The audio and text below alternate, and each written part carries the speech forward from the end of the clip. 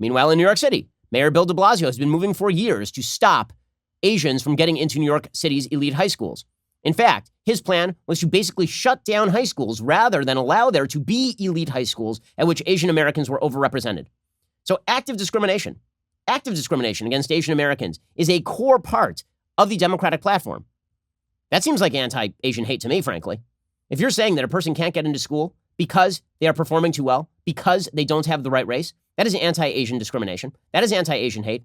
That's a lot more hateful, frankly, than suggesting that a virus that came from China is in fact a Chinese virus. Okay, but according to the left, racism against Asian Americans is fine so long as it comports with their agenda, and it is not fine when they are allowed to use it as a brickbat with which to club the United States more broadly, which is how you end up with pieces like this one from The Root. Okay, there's a guy named Damon Young. It's an insane piece. He wrote this piece yesterday. Whiteness is a pandemic. Quote, I don't have much to add here today that hasn't already been said. Whiteness is a public health crisis. Whiteness. Remember, this is not about white supremacy, like in its classic definition anymore. This is not about white people believing they are superior to other races. Whiteness itself is a pandemic. It shortens life expectancies. It pollutes air. It constricts equilibrium. It devastates forests. It melts ice caps. It sparks and funds wars. It flattens dialects. It infests consciousnesses. And it kills people. White people and people who are not white, my mom included. There will be people who die in 2050 because of white supremacy-induced decisions from 1850.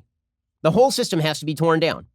And it doesn't matter whether you can actually identify the white supremacy in any particular incident. Everything bad that happens on planet Earth is due to whiteness. All of it is due to whiteness. Because whiteness is buried in the superstructure. Whiteness is at the root of the tree that is the civilization. And so every bad fruit of that tree is because the root itself is rotten.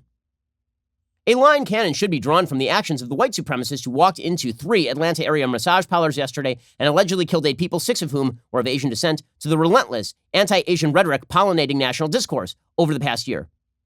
Based on what? Damon Young, you going to provide any evidence of this? The former president and the party of the former president, Cannon, should be blamed for this and the sudden increase of racist violence against Asian Americans. The line doesn't stop there. It extends back 400 years and has tentacles clawing everywhere white supremacy exists here in America, which is everywhere. There's a line connecting this act of terror to the 11 people killed at the Tree of Life Synagogue in 2018, the 9 people killed at the Emmanuel African Methodist Episcopal Church in 2015, of course. Well, first of all, you'd have to show the evidence of that. Those were actual overtly white supremacist acts of terrorism. We don't know the answer on this one. It may be, but we don't know that yet. In fact, there was a tweet yesterday that was particularly illuminating. I believe it was from Ibram Kendi. And his suggestion was that it does not matter. It was not Ibram Kendi. It was Michael Harriot, who also writes for The Root. He tweeted, quote, there will never be any data that says racial violence is because of white supremacy, because most white supremacists don't think they are white supremacists. So, in other words, we don't actually have to prove white supremacy at any point. We don't even have to listen to the motivations of people who are committing these acts. All we have to do is just attribute white supremacy to them because they don't know their own minds. That is complete unfalsifiable nonsense. Just absolutely unfalsifiable nonsense. But that, of course, is the point.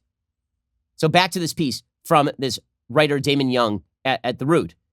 I just have to read you the end of this piece. White supremacy is a virus that, like other viruses, will not die until there are no bodies left for it to infect, which means the only way to stop it is to locate it, isolate it, extract it, and kill it. I guess a vaccine could work too, but we've had 400 years to develop one, so I won't hold my breath. I don't even know what the hell that is supposed to mean. This is a contributing opinion writer for the New York Times. I do not understand what that is supposed to mean. There are no more bodies left for, are you talking about killing white people? Like what I honest to God don't know what that means. Maybe it doesn't mean that, but I read to you verbatim that paragraph. I don't know what it means. Here is what I do know. What I do know is that the left does not give 2 damns about anti-Asian discrimination in education.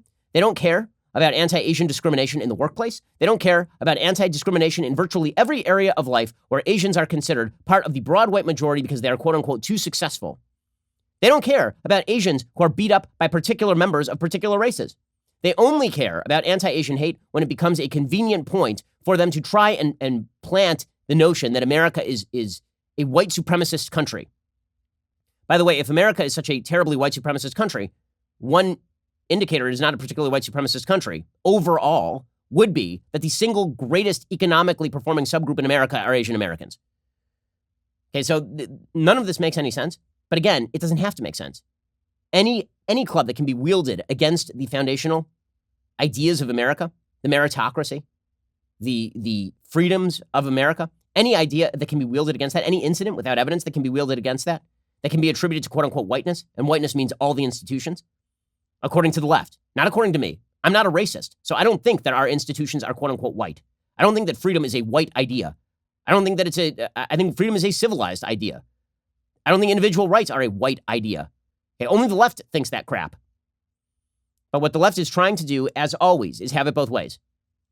They always want it both ways. There's one set of rules that applies to people who are higher ranking on the intersectional hierarchy, who get apparently to victimize Asian Americans whenever they want.